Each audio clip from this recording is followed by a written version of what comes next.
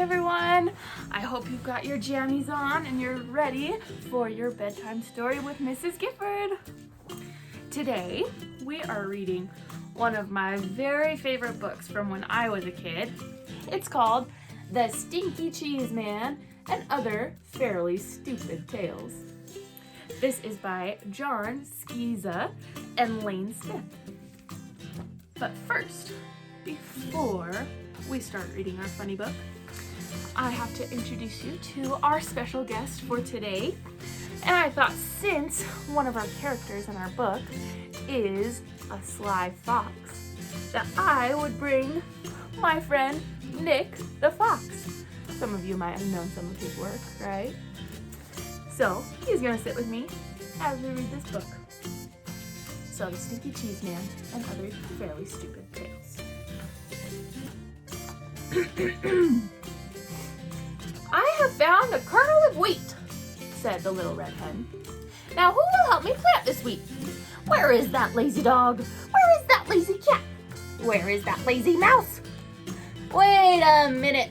Hold everything. You can't tell your story right here. This is the end paper. The book hasn't even started yet. Who are you? Will you help me plant my wheat? I'm Jack. I'm the narrator. And no, I can't help you plant the wheat. I'm a very busy guy trying to put a book together. Now why don't you just disappear for a few pages? I'll call when I need you. But who will help me tell my story? Who will help me draw a picture of the wheat? Who will help me spell the wheat? Listen, hen, forget the wheat. Here comes the title page! Title page! For The Stinky Cheese Man and Other Fairly Stupid Tales. I know. This page is upside down. I meant to do that. Whoever looks at that dedication stuff anyhow? If you really want to read it, you can always stand on your head.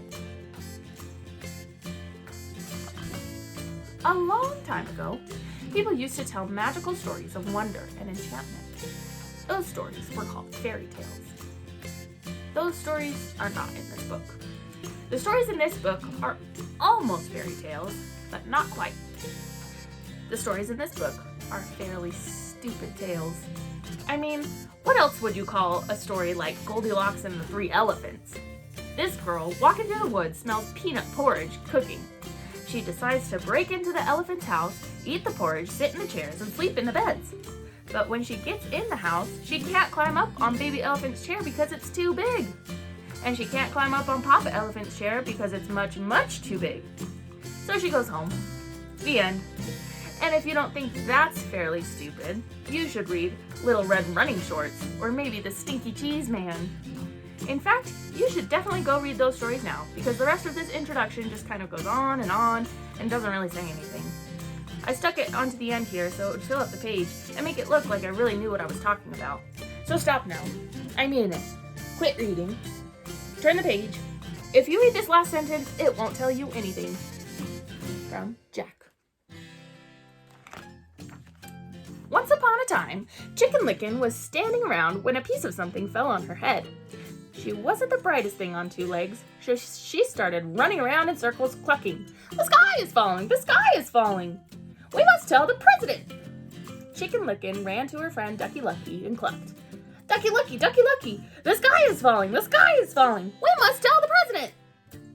Chicken Licken and Ducky Lucky ran to their friend Goosey Lucy and yelled, Goosey Lucy! Goosey Lucy! The sky is falling! The sky is falling! We must tell the president! Let's go! Honked Goosey Lucy. Chicken Licken, Ducky Lucky, and Goosey Lucy ran to their friend Cocky Locky and yelled, Cocky Locky! Cocky Locky! The sky is falling!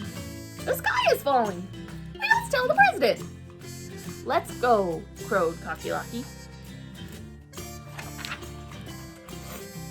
Wait a minute, cried Jack, the narrator. I forgot the table of contents!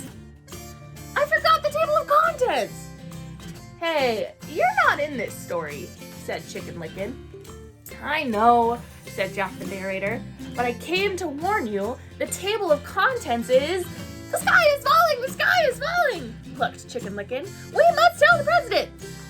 So, Chicken Licken, Ducky Lucky, Goosey Lucy, and Cocky Locky ignored Jack the narrator and ran off to catch a plane to Washington. Just outside the airport, they met Foxy Loxy. Foxy Loxy, Foxy Loxy, the sky is falling! The sky is falling! We must tell the president! Yelled Chicken Licken, Ducky Lucky, Goosey Lucy, and Cocky Locky. Well, come with me, said Foxy Loxy. I know a shortcut to the airport. Foxy Loxy led Chicken Licken, Ducky Lucky, Goosey Lucy, and Cocky Locky to his cave. He didn't get to eat them, though, because Chicken Licken was almost right. The sky wasn't falling.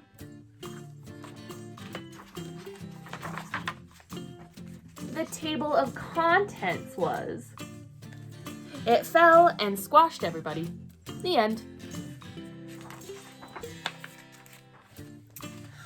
Once upon a time, there was a prince. And this prince's dad and mom, the king and queen, somehow got it into their royal heads that no princess would be good enough for their boy unless she could feel a pea through 100 mattresses. So it should come as no surprise that the prince had a very hard time finding a princess. Every time he met a nice girl, his mom and dad would pile 100 mattresses on top of a pea and then invite her to sleep over. When princesses came down for breakfast, the queen would ask, "How did you sleep, dear?" The princess would politely say, "Fine, thank you." And the king would show her the door. Now this went on for 3 years, and of course nobody ever felt the pea under 100 mattresses. Then one day, the prince met the girl of his dreams. He decided he better do something about it. That night, before the princess went to bed, the prince slipped a bowling ball under the 100 mattresses. When the princess came down for breakfast the next morning, the queen asked, "How did you sleep, dear?" "This might sound odd," said the princess, "but I think you'd better add another mattress. I felt like I was sleeping on a lump as big as a bowling ball." The king and queen were satisfied. The prince and princess were married, and everyone lived happily, even though maybe not completely honestly, ever after. The end. The Really Ugly Duckling is the next story. Once upon a time, there was a duck and a mother duck and a father duck, and a let me start that again. Once upon a time, there was a mother duck and a father duck who had 7 baby ducklings. 6 of them were regular-looking ducklings. The 7th was a really ugly duckling. Everyone used to say, "What a nice-looking bunch of ducklings." All except that one. Boy, he's really ugly. The really ugly duckling heard these people, but he didn't care. He knew that one day he would probably grow up to be a swan and be bigger and look better than anything in the pond. Well, as it turned out, he was really just an ugly duckling, and he grew up to be just a really ugly duck. The end. Alright, I think we'll read one more story from this book, and then I'll do another video with the rest of the stories. This is called The Other Frog Prince. Once upon a time, there was a frog. One day, when he was sitting on his lily pad, he saw a beautiful princess sitting by the pond. He hopped in the water, swam over to her, and poked his head out of the weeds. "Pardon me, oh beautiful princess," he said in his most sad and pathetic voice. "I wonder if you could help me." The princess was about to jump up and run, but she felt sorry for the frog with this sad and pathetic voice. So she asked, "What can I do to help you, little frog?" "Well," said the frog, "I'm not really a frog, but a handsome prince who was turned into a frog by a wicked witch's spell. And the spell can only be broken by the kiss of a beautiful princess." The princess thought about this for a second, then lifted the frog from the pond and kissed him. "I was just kidding," said the frog. He jumped back into the pond, and the princess wiped the frog slime off her lips. The end. Alright, you'll have to just come back for part 2 if you want to hear the rest of these fairly stupid tales. Hope you have a great night. Sleep well.